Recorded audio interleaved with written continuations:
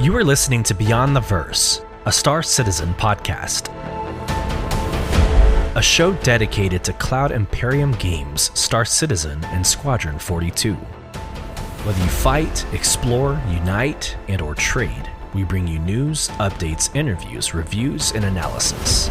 So sit back, relax, grab yourself a pour of Radegast, and join us as we go Beyond the Verse. Launch sequence activated.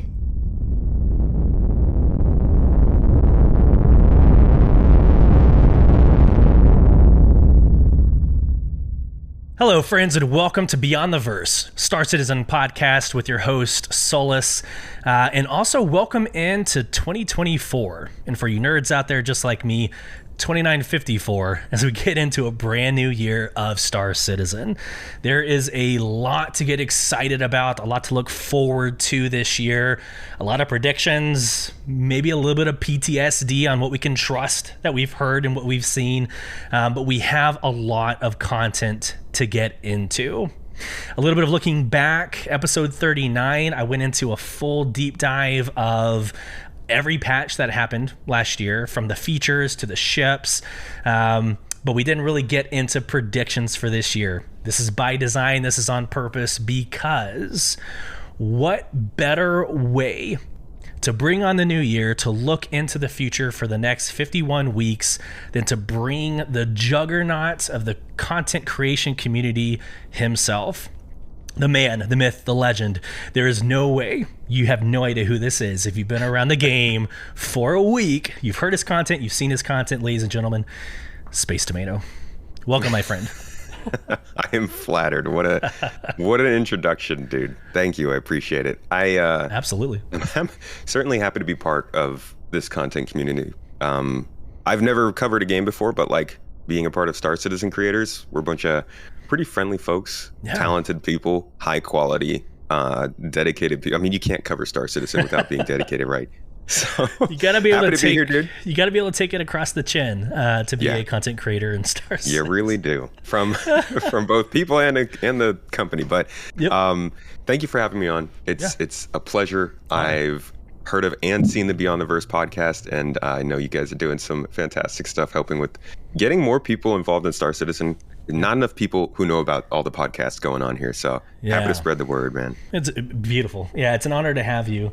I'm working on my introductions. I think they're getting longer as I have more and more guests on. I spent like a minute introducing Galactica, so next time it'd be 5 minutes. You know, it's like at some point you're going to end up like Daenerys, where it's just title after title after title after title. You just a bunch of introduction detail, and people will just sit there. They know, they'll wait. yeah, absolutely. So what I usually do is I go into the why. Why am I bringing Space Tomato on? I think it's pretty damn obvious. You run an amazing YouTube channel, great content on feature updates. You have your own podcast, your own community. You've built, one of the largest content creation communities in Star Citizen. You've joined 2013? You've hit 10 years with Star Citizen? Yeah, kind of. I was one of those people who backed it and then just kind of like stepped away for a while. So yeah, I was in college at the time. I didn't have Star Citizen money or time, and I just wanted a new space game. You remember? Yes. I mean, who doesn't remember Mass Effect? Right? Beautiful series. Mass Effect 3 had just happened, and Star Wars 1313 and Prey 2 had both been canceled. So I was like, I just wanted something space, and I found Star Citizen, backed it, and then put it away. Right. There wasn't much to it back then. So I totally get that. But yeah, I remember CitizenCon. I was there. You were there, obviously. But I remember seeing you there and didn't want to bother you. You were in production mode, and I think your wife was like videoing you. And I was like, you know what? I'm just gonna at some point reach out to him. We'll be on each other's shows. Like, yeah, absolutely. You're gonna have to. We got to talk more about that after the show. But sure. CitizenCon was a good time. Did you enjoy it? It was. Was that your first? Loved every single second of it. Yeah, it was my first.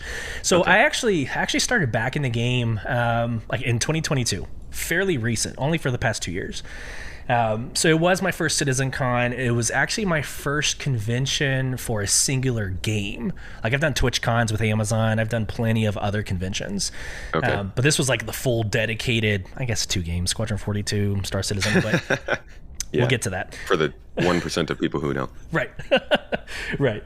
So it was my first one that's dedicated to a game. And like that to me, it was a tremendous experience. It's very immersive. It's easy to do whenever it's a solo game that you're looking at. But it was great, man. The content there, again, we'll get into some of this, but like the content that they discussed got me excited, got me like rejuvenated in my creation process. So absolutely loved it. Yeah, that was a stab of adrenaline right to the chest for the game. Like, it needed it. Man, that was needed. The feeling was, I mean, you were there in person. Like, it doesn't compare to watch it on YouTube afterward, does it? No, it doesn't. Well, the closest thing is that video, the one that has like almost 2 million views. The future of gaming, I think, is what it's called. But that does a pretty damn good job of like watching it on repeat over and over again. Like, oh damn, something else I didn't realize, or the music is phenomenal, etc. Yeah, Citizen Con was very good. I'm always surprised by how much more hype and interest IAE generates, because I'm very features oriented, and it always feels like people are asking for the features. But at the end of the day, it's the ships. It's like, even if you go on Google Trends, normal people who search for Star Citizen on Google are also looking more during IAE, and that's always interesting to me. It is, and I've heard it said before that it's a ship game. It's not a space game; it's a ship game. I'm like, well, hold on now, like that's a little bit of a stretch, but it is. Like, the people's passion are these ships. You know, they're happy or they're pissed off on the ships that come out. Go ahead. I agree with you. It's about the ships, but I'm very adamant on the point that, like, for a game that is so much about the ships, like, they focus so much on the ships in this game. It really says something how much they're also trying to build out like the character features. You know, like they're very clearly trying to be like, hey, hold on, that's not your only home. Take care of your body, guys. Eat your nutrition. That's right. Yeah, I think everybody was really excited to see like John Crew and some of the ship, you know, devs get up there and talk, and like people weren't so excited about the character development. I'm like, wait a minute, guys. Like, this is an entire game that's being, you know, it's doing things that other games wish it could. Look beyond the ship. You spend most of your time outside of the ship anyways, in my opinion, what I do in the game. That's so. Everybody who watches me play knows that I don't like flying. People don't like when I fly. Same here, brother. Same here. It's been a rough experience switching over the joysticks. I don't know if you're on VKBs. Like, are you on joysticks? No, not yet. I've got a funny story with HOTAS, but I'm just on mouse and keyboard right now. Okay, I probably need to go back to mouse and keyboard.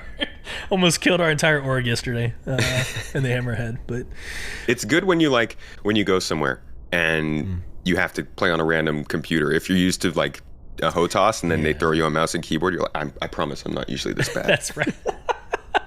You know, at the just going back to Citizen Con, they had joysticks at the Pyro, the preview, not the preview channel, but I guess the demos.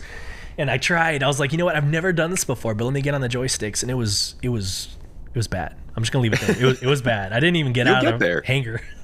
You'll get there. I feel you like once you get used to them, it's really comfy. But at first you're gonna crash a couple times. It's a learning curve. So well, before we get too far into like last year and this year, I think it's important for potentially there are listeners and viewers who actually don't know who Space Tomato is. Doubtful. I'm sure they all do. But I would love to learn more about you, your journey, however far back you're willing to go, but your journey up to this point, vision, intent, why you're doing what you're doing. And I think for me, most importantly, what the hell is up with your name? Space Tomato. Tell me all the things. Well, we could start with the name. Let's do that. It's not hard to remember. I think that's one of the best things. It's really kind of a coincidence that it happened the way it did. It's a tomato, so like how deep can it get? Yeah. But I used to just be on social media under the name of Tomato. I won't give the whole name, but like since like 2010, I had this name. And I used it a lot. And then when I was on Reddit, I was posting on the Star Citizen subreddit with some stuff. And I realized like, okay, I've started to post with this account. Why don't I just like continue with this name and just make it a little bit more spacey. And what can you do to make tomato more spacey? Is add space before. So right. I went down the list. I was like, hey, super easy branding, right? Bright red. It's pretty easy to create stuff for this. Everybody knows tomatoes. Who doesn't eat tomatoes? They're in all dishes. And I have a little quirk about them. I'm actually allergic. Oh. So it's fun trivia. Interesting. Yeah. So it was kind of like a natural thing, I guess. And at the end of the day, it was I just kind of continued the name I had and wanted to make it a little bit more themed to the games I love. Yeah. So you can't have pizza, like tomato sauce? I can. Oh, because it's pasteurized, yeah? Yeah, cooked, dried, okay, pasteurized, whatever it might be. If this is for all fruit, almost all fruit. Sure. Something called oral allergy syndrome. I don't die, but I get some pretty annoying side effects for a week, 2 weeks, sometimes 3 or 4 weeks. Interesting. And so I just avoid fresh fruit for the most part. Yeah. Okay. I'm actually first time hearing about that. That's interesting. Yeah, it was when I had it. It was the first time I heard too. And I was like, whoops. This isn't fun. Yeah. I was like 14 years old. I'm like, why is this happening to me? I loved like kiwis and pineapples and mangoes. Maybe that's why. I don't know. It's so weird. The human body fascinates me. Not to get into something completely off topic, but that's crazy. No, it's the human body, man. It's weird. It is. It is. As for my journey to Star Citizen, I actually follow the same kind of path as a lot of other people. I am very, very sci-fi oriented. Yeah. I love a good storytelling game. I love a game with a lot of possibilities, but I'm not a space sim person. And I think from like my own polling and stuff, it seems like a lot of other people aren't either. Yeah. Like my callbacks, the things that I would say led me to Star Citizen in terms of interest would be like Knights of the Old Republic, Mass Effect, Halo. Okay. And of course, Elite Dangerous and No Man's Sky. But I was a very single player console focused player in the 2000s. So I did a lot of RPGs and stuff. And I was really just looking for, when I'm playing Halo or when I'm playing Mass Effect and I see that planet or I'm hearing this character and I see them flying on a spaceship and like, I want to see what that spaceship looks like inside, you know? Yeah. I want to go to the actual planet that they're showing me in this cutscene at some point. It doesn't have to be right now. Just like at some point, let me do this. And I load into a Halo 3 multiplayer match. I freaking love the map I'm on. Yeah. What is this place? Yeah. Why is this here? And that's what Star Citizen does. Arena Commander recently adding locations from the PU into Arena Commander gives me the literal feeling of like someday somebody's going to be playing Arena Commander and come across a level and not have tried Star Citizen yet and be like, wow, this is such a cool location. I wish I could see more about this. And they could just be like, hey, come try this game. Yep. And that's the dream. It is. Yeah. And they're close to achieving that as well. Yeah. Not to get into this topic, I really don't even want to get into it, but I think Starfield was the best thing to happen to Star Citizen last year. Because I think people got into Starfield, they were excited about it, and they were like, ugh, but it doesn't do X, Y, Z. I wish it could do, these 1 or 2, 3 things, and like all of us were like, here's Star Citizen. Come right on board, and you can do all that. Yeah, that stuff's. I was really looking forward to Starfield. I started covering that. Well, I didn't start covering it. I started following that game, I think, like in 2017 or so. That was actually when I heard about that game. I was like, oh, maybe this is something that I can play while Star Citizen is waiting. Little did I know it was going to be another 6 years before that game came out too. But I remember hearing about it, and over the years going on to the subreddit and seeing discussion, especially since they started doing the previews in like 2020. And so often the conversation would be people just like, I can't wait for this game. Imagine if you could get onto other people's spaceships. Oh, imagine if like how much are we going to be able to walk around our ships? Maybe we can jump out of the door and repair the outside of our ships. People are like, oh, I hope that we can fly down to the planet and land and like take our vehicle off. And I'm like, oh. I know. Like, please. And then you're like, okay, but like, I can show you, I could talk to you about it. You don't have to play it. I can just show you that this is something that's in development. And they're like, like, okay. That's right. All right. Yeah, it was a fun conversation. I had a lot of friends do the same thing. They're console players, and so they were excited about Starfield. And I was like, yeah, I guess it's okay. But like Star Citizen ruined gaming for me across all games, all platforms. Like I'm a huge Cyberpunk fan. I love everything about Cyberpunk. It's great. I actually went back and dabbled in Grand Theft Auto 5 just because I like that freedom, which by the way, both don't have load screens. Anyways, so that's a 10-year-old game. So I go back, I play these games, but like I'm left wanting because Cyberpunk's not online. I can't play it with friends. I can't have multi-cruise ships. Like that's not a thing. So I'm like, that kind of sucks. And then in Grand Theft Auto Online, that's a whole nother conversation. Like that toxicity and that community is just destroyed, that online game. But I can't find the same... and I don't want to like white knight on this podcast, but like I can't find the same satisfaction or fulfillment that I can in Star Citizen, even through a 10 or 11-year alpha. It's just nothing comes close, in my opinion. Isn't it kind of funny that like you talk positive too much about Star Citizen, you feel like you're white knighting? Well, like I'm sitting here talking about the positivity, and I'm like, but there are there are things, you know, there are problems. It's not all positive, right? But that whole idea of ruining games for you is like I've heard it so many times. It's absolutely a thing, because a lot of the time you'll go play another game and you have like two moments. The first is when you're like, man, I wish Star Citizen played like this. It plays so smooth. The second is when you're like, wow, I wish they took this feature from Star Citizen and did this here. And then you realize you're like, man, I just like if Star Citizen just played well. Yeah. Holy crap. Yeah. And they're getting there.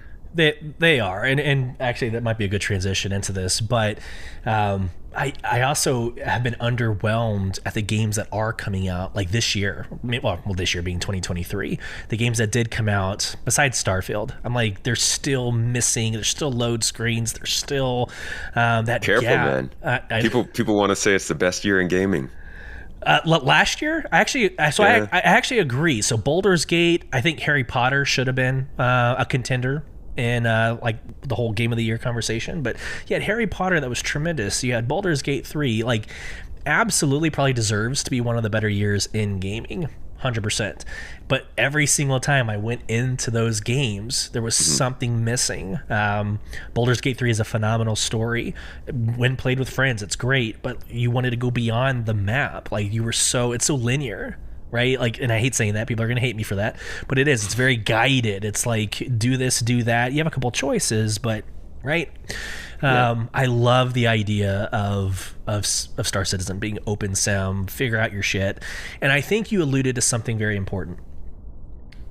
You can find your favorite game in Star Citizen, whether it's Halo, the FPS structure, the Elite Dangerous Free Fly, the No Man's Sky exploring, like whatever you love in gaming, they're making it happen in Star Citizen. And like, I think that sentence helps me be patient. 11 years into production, I'm like, you know what? Don't rush it, because once they go live, this idea of like feature creation ends, right? You'll have a little bit production each year, but that's it.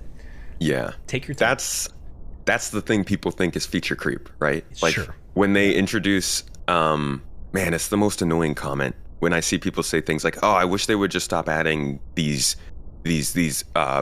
shiny features to make people excited and build the game. And it's like, the gameplay loops, and for the gameplay the loops to work, how could you say that after the year where we got cargo refactored? Like, this is the whole point. And like you're saying, they are building all these different styles of gameplay. That's not just, mining is hitting something and then taking it to somebody to sell. Mining is a whole gameplay loop with multiple items and factions and storylines. And they got to do that for hacking and farming and salvage and combat.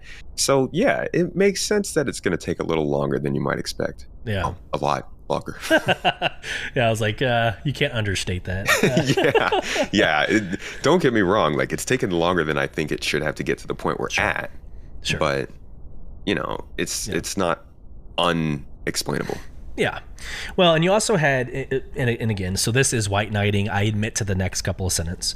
But you also had COVID-19, right? Like, that impacted every studio. I've been with Amazon for 11 years. My mentor, head of community for Amazon Game Studios. So I was very close to the launch of New World and the development of New World. COVID destroyed most of the effort, like right in the middle of their launch. And that's not, special or unique to New World, but COVID-19 happened. So, teams dispersed, working virtually or remote impacted, production. So you got a whole like 2 years roughly of just not a lot going on. So you kind of have to cut a little bit of slack there as well. But at the end of the day, 11 years, it's painful. I get it. Yeah. It's also still, everybody's going to talk about how long their game's taken, but it's still a young company. Especially compared to a lot of other game development studios. So they still make a lot of young company mistakes. Yeah. And speaking of which, let's just go straight into it. All right. Yeah, so I think in order to look forward, so the premise of this podcast is looking forward to 2024. In order to do that, we also have to look backward. To know where you're going, you got to know where you've been. And I think last year was huge. You mentioned a lot of it, but persistent entity streaming, cargo refactor, salvaging, all these new ships, I think 15 flyable, just crazy numbers. It didn't start off well, did it? No, it was the worst start to a year I think we've ever had. Yeah, well, yep. Yeah, the letter that came out, that was, I think, hindsight 2020 is just very underwhelming. But yeah, the letter come out followed by Q1's launch of 3.18. So I just want to pause. I listened to 2 episodes you having on Abdi Johan. I listened to the last episode of you having the Astropub, so I know your sentiment. But please, let us know your thoughts on Alpha 3.18. Oh, man. Go. 3.18 was, I'm one of those players who started, again, like I said, I picked up this game in 2013. Was it really 2013? I thought it was 2014. But I picked up this game way back in the day, and I didn't play it really that much until 3.0 came out. So I was one of those people who kind of remembers that 3.0 to 3.3 before we got object container streaming, and it was rough. That was hard. The game did not play well. Frame rates were like sub 15 for almost everyone, and you were just falling through the floor, and things were falling through you constantly. It's good. 3.18 was worse. Yeah. It was like you couldn't even get into the main menu, man. That was rough, and they tried to prepare for that in terms of the messaging, and even they weren't ready. Yeah. And I think that had to be a big inflection point for them. Not to blame them entirely for everything that happened, because they're doing almost R&D on the front line. Yeah. At least from their perspective. But at the same time, like, they are running and, more importantly, marketing a service that plays and allows people to play. And they're very strongly marketed it as playable now during that time. So they can't have that stuff happen. Like, I get that it happens because of game development, but it can't happen anymore. Nope. Especially not now. With how much progress we made from CitizenCon. So, yep. Yeah. So for me, I started playing. So by the way, I'm a nerd when it comes to analytics and numbers. You actually joined August 25th of 2013. Okay, cool. I started earlier than I thought. Look at me. According to your dossier on the website. So anyways. Nice. No, okay, so going back. So I started in 2022 during like Invictus launch week. So it was the sexy, like, smoke and mirrors. It was on Crusader, so I was seeing all the big ships, and it was just a beautiful transition from what I was playing to this, right? What were you playing? So I was transitioning from New World, did a little bit of Dungeons and Dragons, like RP, or I guess the actual D&D campaigns. Mm-hmm. So I was kind of without a game. And so I was like, I wish there was a game that did XYZ, and my buddy Conniff from episode 1 showed me this game. That's a whole nother episode. Go watch episode 1 if you're listening or watching. I think it's a fun one. Anyways, so I transitioned, loved every second of it. And so 2022 was halfway decent. I mean, there wasn't anything that like broke the ceiling of gaming. So I made the decision after 8 years of content creation. I was like, you know what? I'm doing it. I'm committing my resources, my time, attention to Star Citizen. Love everything about it. My first episode aired. Watch this. This is funny.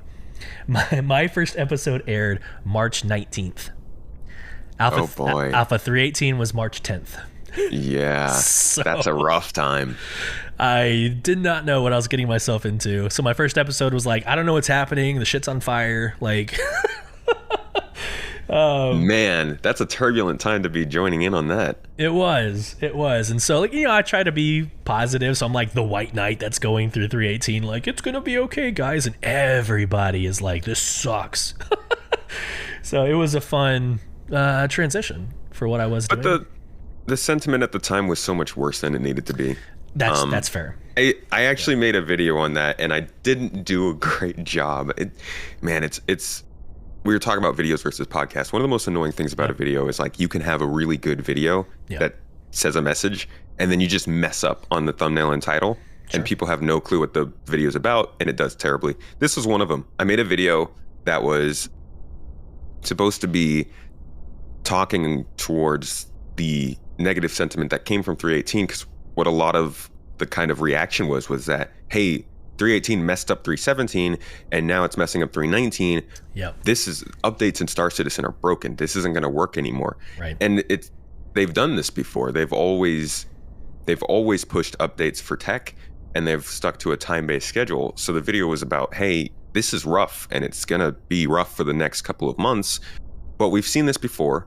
It's gonna get back to normal, and we're gonna have updates. But it is hard when things go wrong with Star Citizen to, like, put a message out that's not white knighting, but also able to communicate the message that probably should be shared.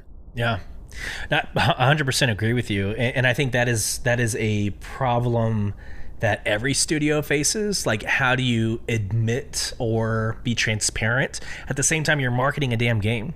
Right? Like you can't just sit there and say, everything's on fire, just bear with us as we, square away some of these assets in the back end, because you're also still marketing the game. You're saying it's playable, right? Like, and the Fortuna event, like, there's a whole marketing push of the Fortuna event that's like, hey, take screenshots. And you're like, of what? I can't get in the game. Of the 30K screen? Yeah, that's right.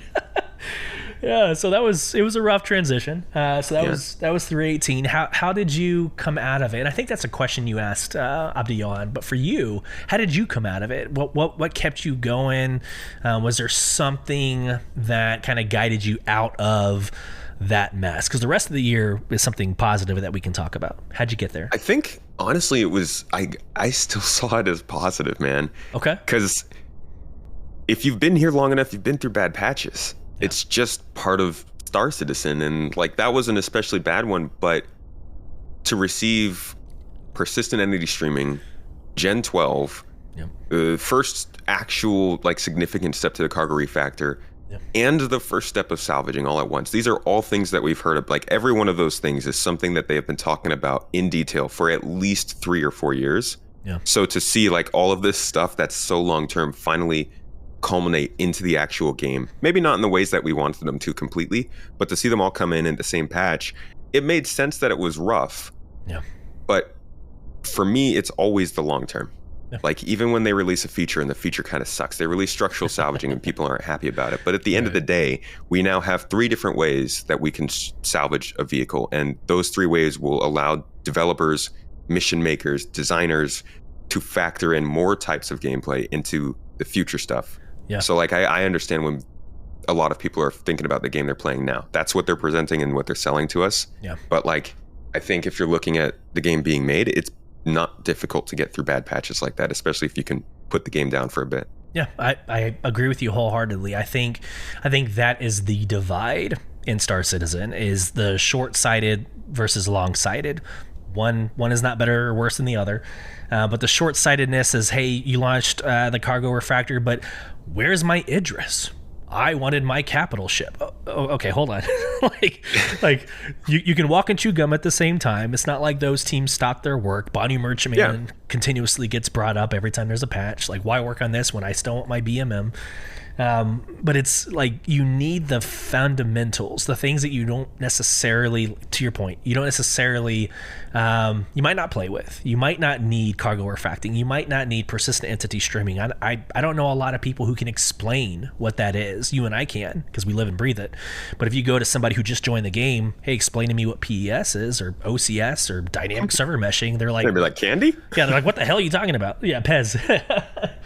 Yeah, so like I think at the end of the day, like you've got to, and this is why I think people like you and me are important to the game. You've got to be able to look at those show notes or the dev notes and say, look, here is the silver lining. Here's what we got through. I mean, hell, clipboard. I'm a nerd. Clipboard of like, you still have a printer, man? Dude, I'm old school, man. Look at this gray in my beard. This is like 318. Yeah, I see it. I see it. Where's your pager? Okay, I'm not that old. Not that old. Now I hate you. I'm not that old.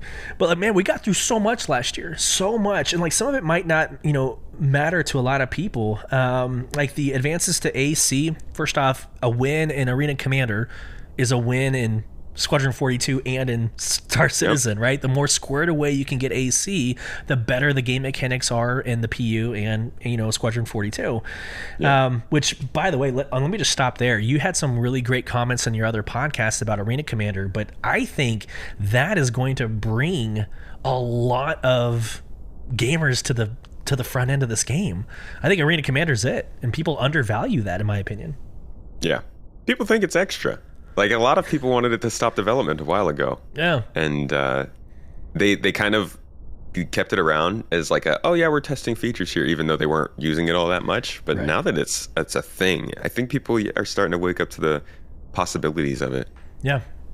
Well, it's definitely what my org nights are kind of probably leaning more towards, because you're not losing inventory, you're not losing money when you blow up a ship. So we're like, let's go into Arena Commander and jack around with that, because it's a lot easier that way. It is. So 318 happens, we get out of it. Between then and CitizenCon, like, what kept you motivated throughout last year? Was there anything like a highlight or? To be honest, it was actually rough. I was probably mentioning every week that I was disappointed with how CIG was communicating. Yeah. On live streams, videos, podcasts, I was not very happy with what they were doing, and it was like a much stronger version of their normal CitizenCon silence when they're ramping things up. And now with hindsight, it's clear that they were obviously holding a lot more back because they wanted CitizenCon to make a big splash. But there is a lot of stuff that, even going back to the letter from the chairman you mentioned, we didn't hear a thing about in the first half of last year. In terms of it's not happening, in terms of here's the progress, in terms of what's happening with, the devs working on it. We only got 2 sprint reports the whole year. So by the time we saw, I think it was September, we got the second sprint report. Yeah. So we weren't getting updates on small features or small initiatives. We weren't hearing about the big things from previous CitizenCon, like investigations, bounty hunting gameplay.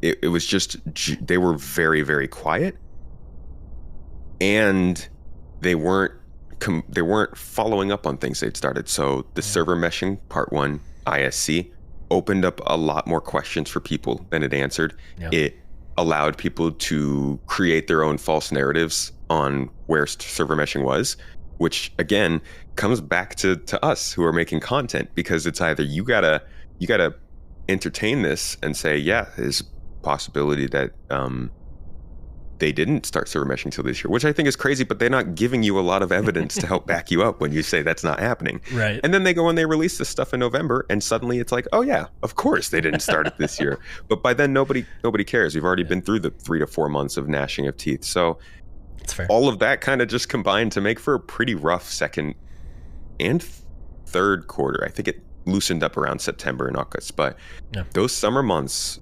I think really I got by, especially on content, because I just started to do long form discussions about topics. Yeah. And it's actually one of my favorite types of content now. They're deep dives into 100%. Different features, and I can just pull up all the info I know about something and talk about it, and that's a lot of fun. But I think that's what got me through that period. Yeah, 100%. I agree. Bringing on, I brought on like Star Jump Grim, who's created the Star Jump to like having those people like, what, nothing's happening in the game. Tell us what you're doing outside of the game. These are awesome tools, Yeah. You had to find your own way to get by, and it was one of the best years of gaming. We talked about it earlier, but we had Baldur's Gate to fall back on. You had, all the other games to fall back on as well. Cyberpunk, right, was my like gateway, or that carried me, my bridge that carried me into CitizenCon. What what were your thoughts on Liberty City? Or I always every single time, I'm literally thinking to myself, don't call it Liberty City, and then I call it that. Phantom what were your Liberty. thoughts on Phantom? Phantom Liberty. So the game, all right, I was there from the very beginning when it first launched. So at first, and it was miserable. And this is like the warning that we give Squadron 42. Don't release until you're ready, right? Got it. So I went through that crap. I put it down for a year, didn't touch it. It was horrible. Maybe 2 years later, I get back into it, and I loved it. I loved every single second of it. They did a lot of patchwork to it, and it was playable. So I actually loved it. Gave it like a 9 out of 10 before Phantom came out. Phantom comes out and I'm like, oh shit, like the new system, how you add perks and abilities, attributes, whatever.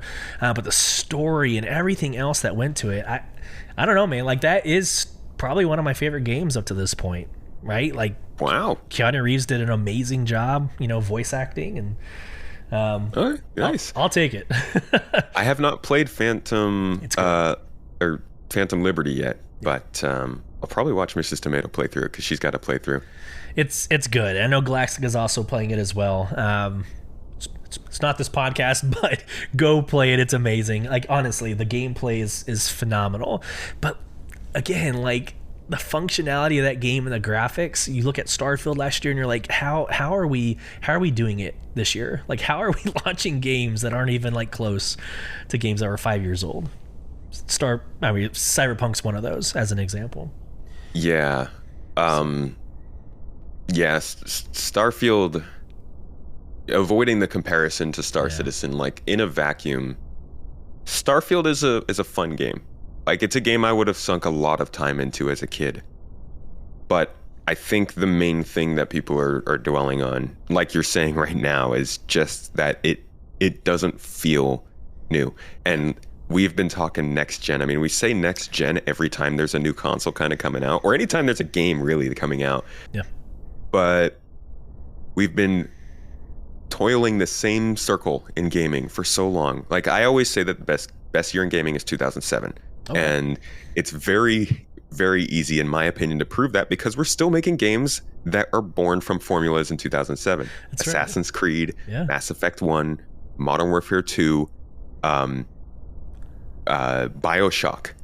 Those games all came out in the same time, and I feel like that was truly them figuring out how to make a good action adventure game, but we never moved on from that. And now to say next gen, you kind of have to. Yeah. Well, and I think that is the best transition we could possibly have going into CitizenCon. Next gen, all the things that we saw, the video that we referenced at the beginning of this podcast. Dude, what did you come out of CitizenCon with? Like, what's your gold nugget? What is the one thing that you're like, I am so glad I went because of X, Y, Z? Oh my God. Well, I gotta say, at the end of the day, I am glad I went because of the community. 100%. Yeah. Oh my God. It was like the best time of me and my wife's life. It was good. She loves Halloween. And we got back from CitizenCon. She's like, my favorite holiday is now CitizenCon. It was just, we had so much fun, man. Converted. Yes.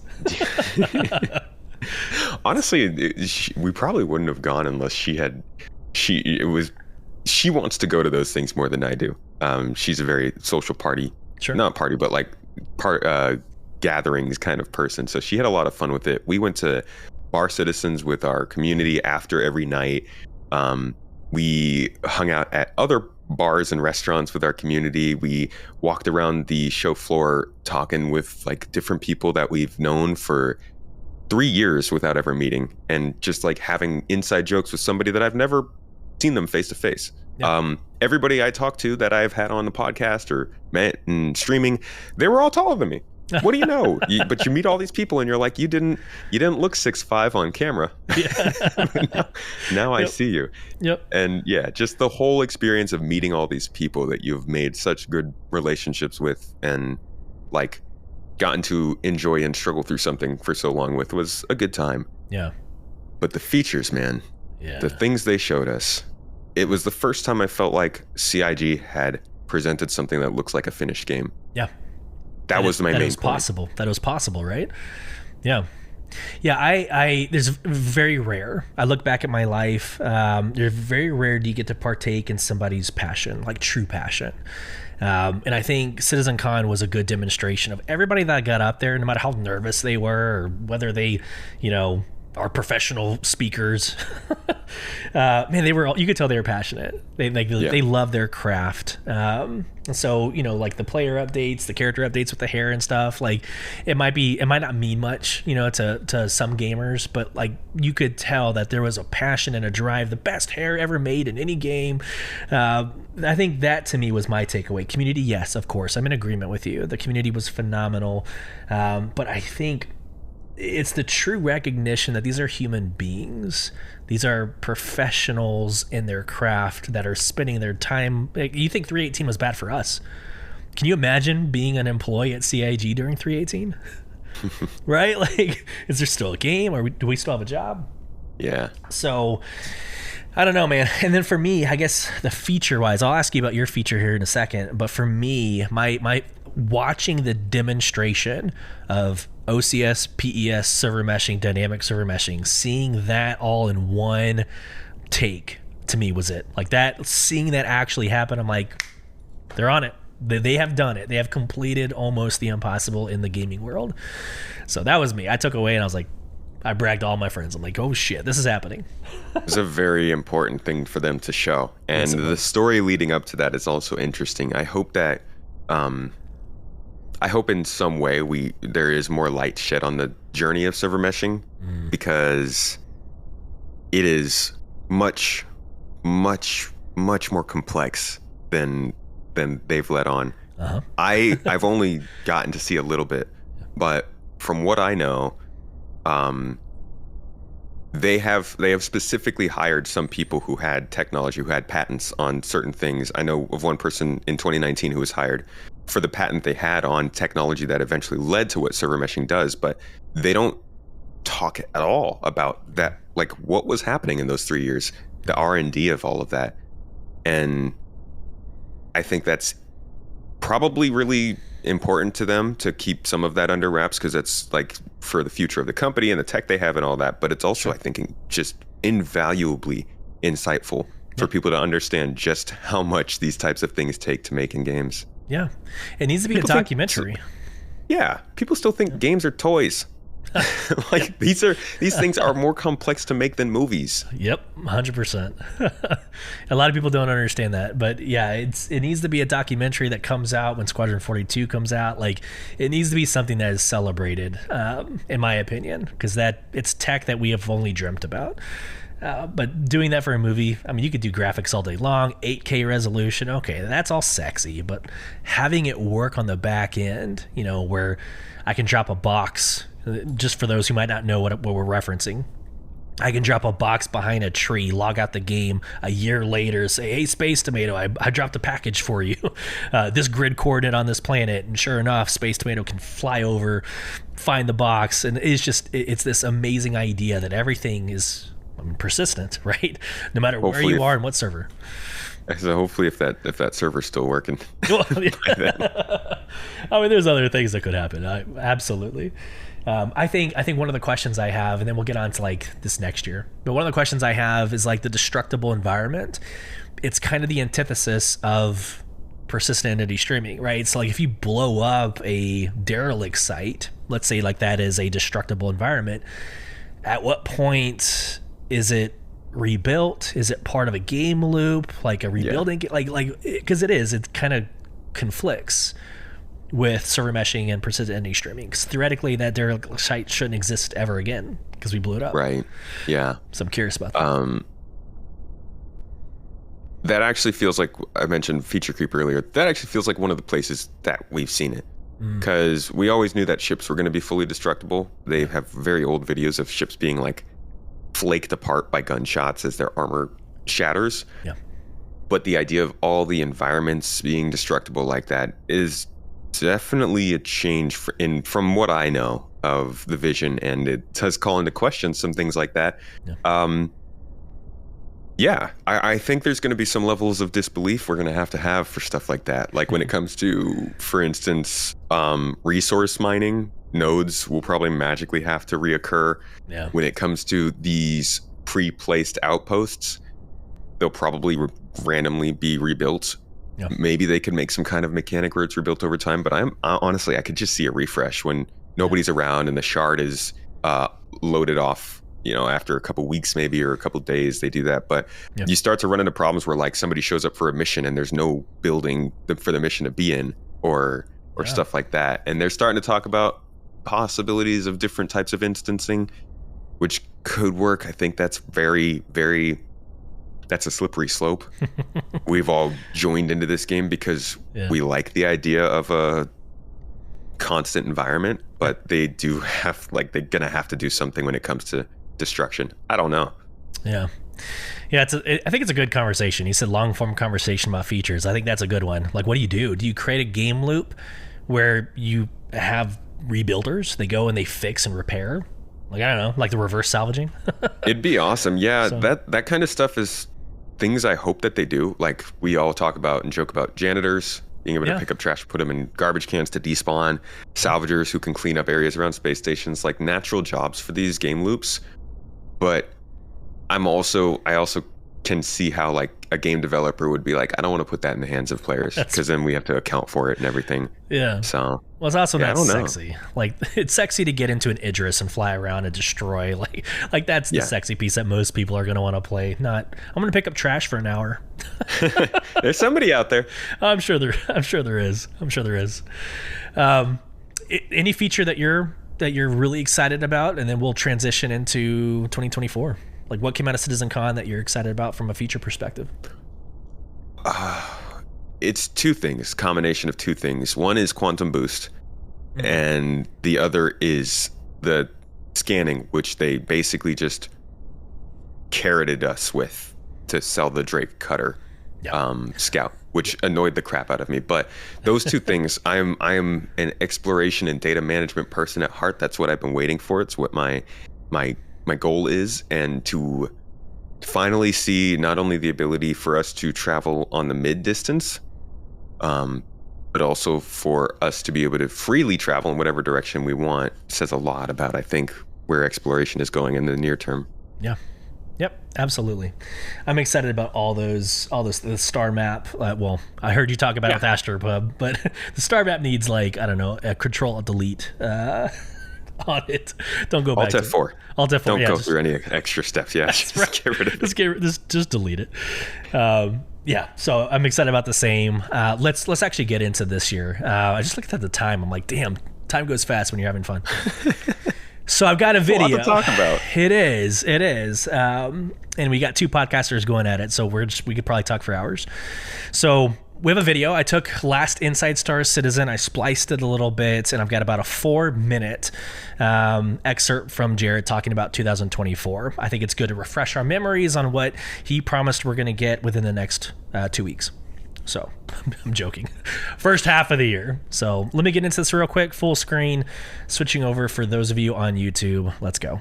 Disco Lando's Star Citizen 2020 forecast. Now, without talking specific dates, let's discuss what's being targeted and currently on track for release in just the first half of 2024, starting with Master Modes, the new way to pilot and operate ships we've been discussing since CitizenCon 2952. Now, whether that's every ship or a staggered rollout of groups of vehicles depends on how work progresses, but it's a major change to the way spaceships operate in the persistent universe, and you can be sure that we'll update on it more when the time comes. And of course, when your ships aren't in flight, they can be stored in the newly persistent hangars that are arriving with freight elevators, freight kiosks, and the new cargo transaction system that we've shared on both ISC and this year's CitizenCon. Now, all combined, they form the next major evolution of cargo careers and will also have far-reaching, broader implications for the entire Star Citizen experience.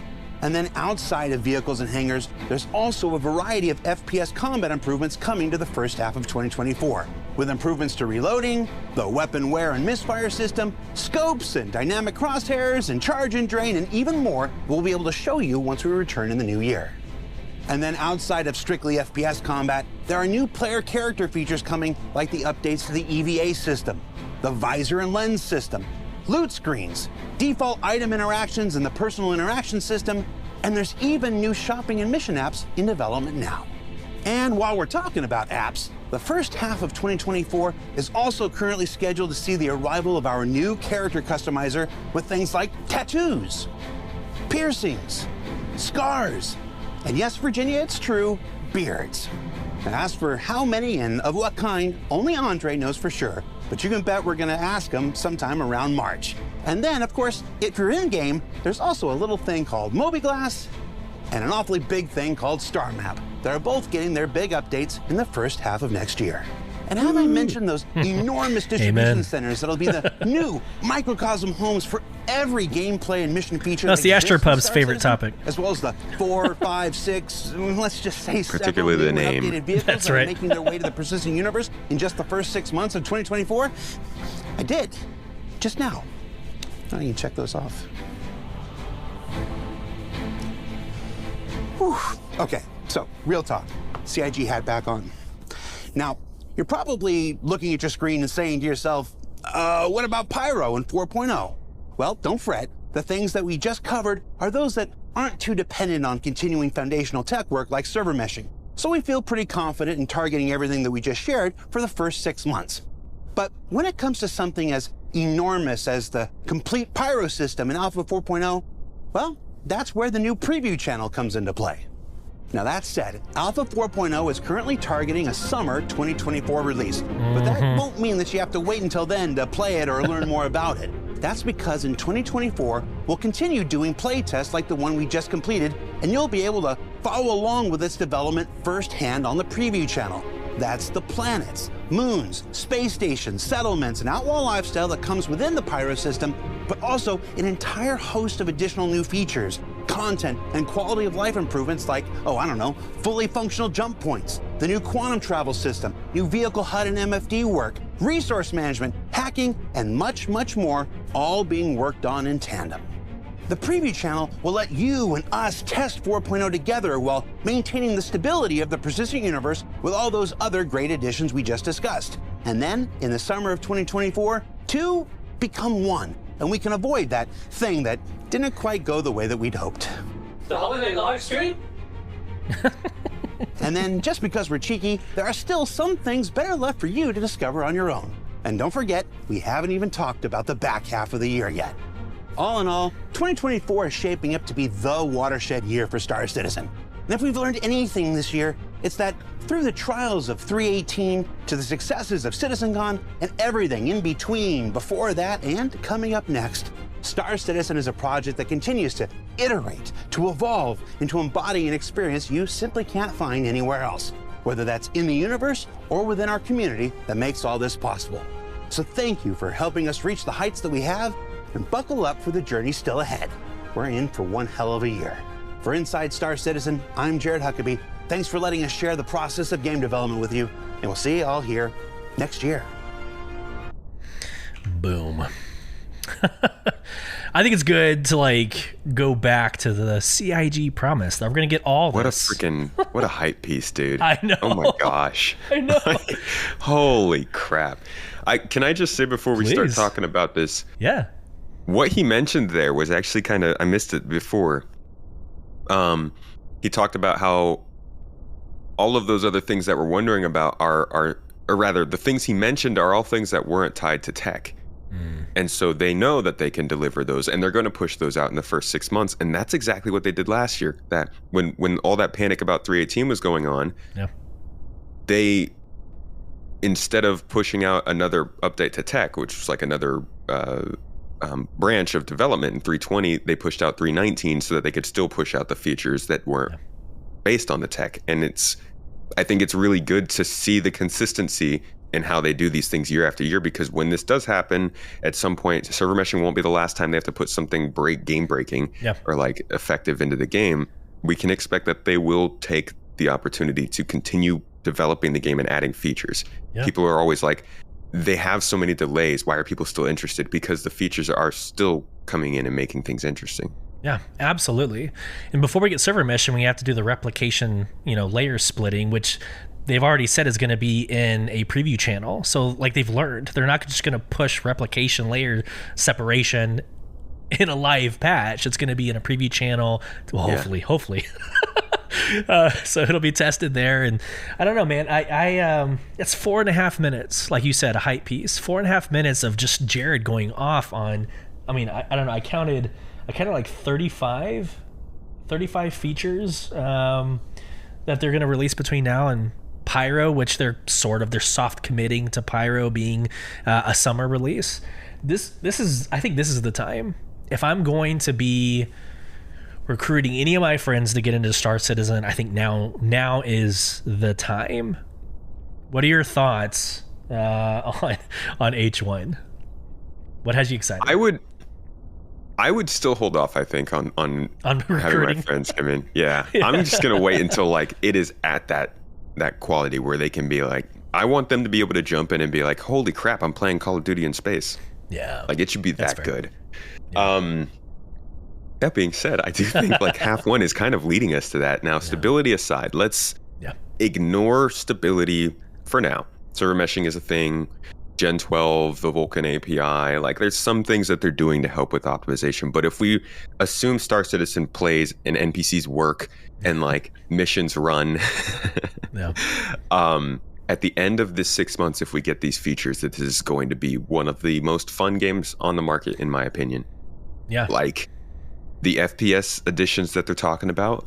One of the biggest problems I've ever had with this game, and something I thought that they would try, I think they were trying to time this with the new player experience, was the new visor and lens system. Because one of the hardest things about this game is knowing what matters and what doesn't. They have like street signs that actually tell you where to go. They have objects you can actually pick up. Yeah. But unlike other games, there's no clear system that highlights these things. Yeah. So having a system that like puts an AR overlay on stuff you can interact with, that on its own is going to make looting, exploration, being in an environment easier for everyone. On top of that, now we have like the ability to custom scan those things in FPS. The default action being just a tap of the F button, like most games. Yes. Like there's just so many things bringing this up to the quality of what you would expect, that by 6 months it feels like we'll be playing a different game. And that we say that a lot because it comes off hyperbolic, but right now, anybody who uses the current star map knows that to be true. Yeah. 100%. 100%. I think for me, the persistent hangers is going to be one of the best things for me. Like I think the game loop of spawning, I don't know, I'm going to make this up, spawning like a Connie, flying it to a mining facility so you can load a ground asset into its garage. That whole loop is destructive. I don't even own a Fury because of that. Why own a ship that doesn't have a quantum drive? Because you can't spawn it into a ship. You have to go through a 30-minute loop to get it on. So I think that for me, and then I'm gonna say something. I told you that I was gonna bring up something contentious. All right. The DCs, man, the distribution centers is where it's at for me. We need quest hubs. Like, I think that's going to be, like, if you look at it from a World of Warcraft perspective, Elder Scrolls Online perspective, we need a quest hub. Hopefully it doesn't bring like PvP griefers, but you need a quest hub that kind of centralizes the whole effort. And I actually love the name Distribution Center, because at the end of the day, that is the game. Mining, salvaging, trade, transport. It's all about distributing and fulfilling orders, if you will. So the whole economy will be in one location. Every game loop is going to be in one location. Orgs like Soul Provision, who were literally a transport and trade org, we're going to be loving life out of a DC.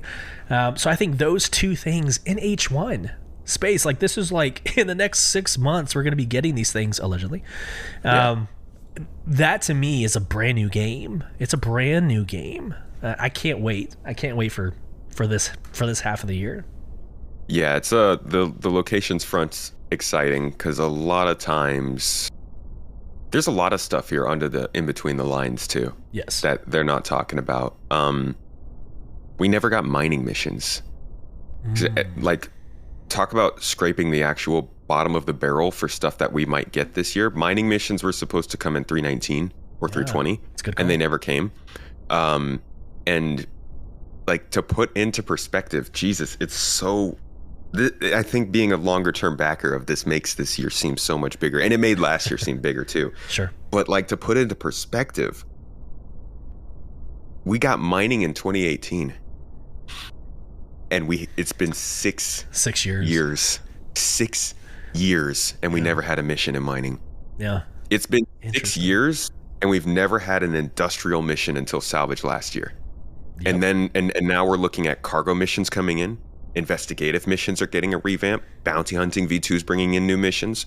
They're talking about mining missions. Salvage missions are already a thing.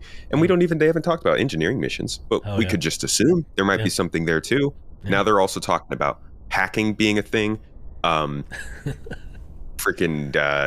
What's that? Base building? That's a ways out. We won't jump into that. But I just named 9 different categories we're getting missions in after 5 years of getting none. Yeah. Besides combat. It's crazy. It is. It's a good time to be back in the game. 9 different categories of missions. And I have a couple friends that are like, what do you do in Star Citizen? There's like no guidance. Well, there you go. You just heard it from Space Tomato himself. There's gonna be plenty of guidance here in the next 6 months, and I actually do want to talk about. I do want to talk about that. What was it you just brought up? The contentious. Sorry. The contentious topic that we weren't going to talk about. What did you just bring up? Mine just completely went blank. So did mine. It wasn't the not distribution centers. We might just have to move on. My mind just totally shut I was talking about locations a little bit, missions for distribution centers, you mean? Yeah, that's not it. We'll probably have to move on. There was something that you said that I'm like, we're probably not going to touch on, but I wanted to touch on it because I think it is a good conversation, and now my mind went blank. But maybe it'll come back up. Yeah, maybe it happens in podcasting when you record live. Yeah, definitely. But so for predictions, I've got a couple of things I just want to lay out there. I'm going to throw my name behind it, throw my hat in the ring. Oh, Lord, here we go. So when do you think Pyro is going to hit? When do you think we're going to see 4.0? Let's start with that. It's hard to know. Yeah. You think it's going to be summer? Because No, I don't think it's going to be summer. Just lost the light. I am tired of putting dates on things. I put a date on 4.0, and unfortunately it's my most viewed video on my main channel, and it's wrong. Space Tomato lies. Yeah, I mean, I made the prediction as we do, and added 6 months to their estimate as we do, and I was still this summer, if they do manage to get the date that they're aiming for, I'll still be a year early on my prediction, and I made that prediction a year before that.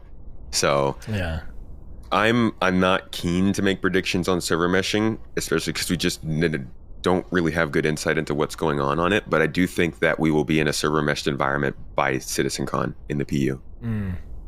Okay. So whether that's basic, one server for Pyro, one for Stanton, and then nothing else, or if that's like they're getting like multiple static servers in a system, I don't know. But I do think that they'll reach something in the PU by CitizenCon this year. Yeah. I hope. So I'm in agreement with you, like I'll say 75% in agreement with you. So last year I predicted Pyro would be playable, and theoretically it was. We played it in CitizenCon and then the preview channel. So I'm gonna like put a little check mark for Pyro being playable. I think 4.0 is going to be out this year, but not the summer. I think it's either the theme of CitizenCon this year, like the actual release of 4.0, but I have another prediction that trumps that. But I do think CitizenCon, or around that time frame, we will see the official 4.0. Summer, I think, is a little dependent on how server meshing does in the preview channel. If that goes bad, we're not going to see it. That's optimistic. It is. I mean, I think we're all expecting the replication layer split to take a little bit longer to get stable before that, but we don't know. Got it. Number 2, we're going to see the Idris this year. I think that's our capital ship. That's our ship we're going to see. Go ahead. So then you think we're going to see Squadron? Yep. I'm wearing the shirt for a reason. So here's the deal. Let me go on my little like tangent for like, I don't know, a minute, and then I would love to hear your response to it. Okay. In my gaming industry experience, polishing is about 12 months. When someone says that they're feature complete, they go into a polishing phase, usually it's about 12 months. Chris Roberts gets up there and says, we're feature complete. We've been feature complete. So theoretically, they've been polishing for a couple of weeks or months at that point. I think the polishing phase is going to go quickly for this game. And I say that because we have 5 million accounts, not players, accounts, I get it. But we have 5 million people playing this game. They're testing it. They're going through all of the tools. We're going to see in H1 all the Squadron 42 tools being actually tested. I think that's going to be kind of their version of alpha for Squadron 42. I just think this is a different consideration that you can't compare to other games in the gaming industry, my personal opinion. So I think the polishing phase is going to go somewhat quick. I think Q2 will be the marketing push. Usually you have 2 quarters of a marketing push. So I think they hit public relations, they hit marketing, they hit legal in the end of Q1, beginning of Q2. I think the theme of CitizenCon this year is Squadron 42. The way Pyro was for last year, I think Squadron 42, it's going to be 100% Squadron 42. It's going to be a launch party. I think we're good to go for this year. Your turn. I worry. Yeah? I worry about them trying to plan an event as big as CitizenCon around a game release that might not happen. But I guess by July, which is probably like the latest they can kind of have their plans for CitizenCon, they'd probably know for sure if it's going to release this year. Yeah. Honestly, if it released this year and it was ready, that'd be the best case scenario, but I just don't see it. Like you said, most companies probably do in 12 months maybe of development. I think most companies also probably wouldn't have spent this much time on Star Citizen, and knowing Chris, I could see it taking another 12 months after that. I'm hoping it's 16 from their feature complete. Yeah. But at the end of the day, no matter what, I don't want them to rush it out. Like 100%. Please take as much as you need. So if it's ready this year, that's great. But if it's not, then definitely wait. Yeah. I agree with the sentiment. I think it needs to be ready. They don't want a Cyberpunk. They don't want any of these like horrible releases. It can't happen, or the project in and of itself is pretty much done at that point. Yep. Yeah, that's going to kill Star Citizen hard if Squadron does not do well. Yep. I absolutely agree, because I do think consoles in the future. I do think Squadron 42 comes out for console. It's a good way to recruit individuals into the Star Citizen. We saw it in Grand Theft Auto. We saw it, right? Yep. So GTA 5 brought in GTA O. Same thing with Red Dead Redemption. So I think it's important. But back to the Idris point, like they just outfitted the interior. So if you blow up an Idris, some of them have like in the salvaging pieces, you can see the interior has been worked. Like there's been a lot of progress on that capital ship. So I think we're going to see the Idris. I actually also think we're going to see the Bonnie Merchantman. I know that's I know I'm laughing too, but like I don't know, you heard, was it John Crew that got up there and spoke at CitizenCon? Okay, yeah, the sentiment there is like they're almost taking it personal. Like they're almost like looking at the Bonnie Merchantman as its own piece and like apologizing to the community for not having it done. I think it's almost like personal at this point. They're probably going to try to knock that out, in my opinion, this year. So we'll get the BMM, we'll get the Idris. I think Squadron 42 by CitizenCon, Pyro at some point this year. Done. Those are my predictions. Those are big. Yeah. Those are big predictions. I don't think I have. You're not as optimistic. I don't have as far out there predictions. I told you it would be. What's something that? What are some they've ships? already gone. Are there any ships that you think are going to come out? Ships. I think the most contentious ship that I think will come out this year is the Gattac Raylan. Okay. I think there's a chance that doesn't come out. They haven't given us an update on if the team moved on to that from the Centauk Yai. Yeah. But another one that I really would love for them to come out with this year that I don't think they will is the Vulcan. And I'm thinking that's probably based heavily around drone tech. Now that could be a pretty far out prediction. We know that they had to have drone tech working for Squadron, and that means they'd have a basic version working for Star Citizen as of, I think, about a year ago now. Yeah.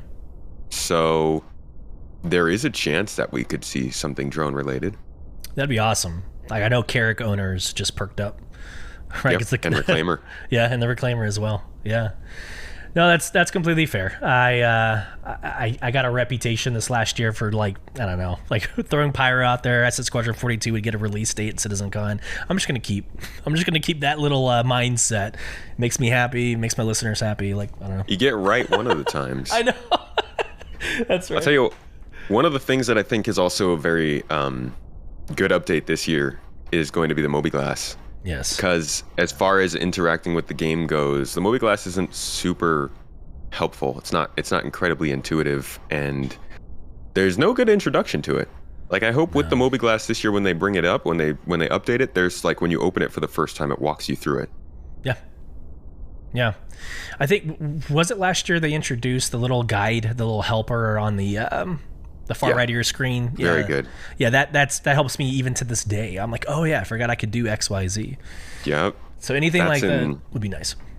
All these kinds of focuses on the base player experience and new player experience should show people that they're focused on getting this up to be an actual game. I think this year, and I think I said it on a podcast recently, this year is Star Citizen's early access year.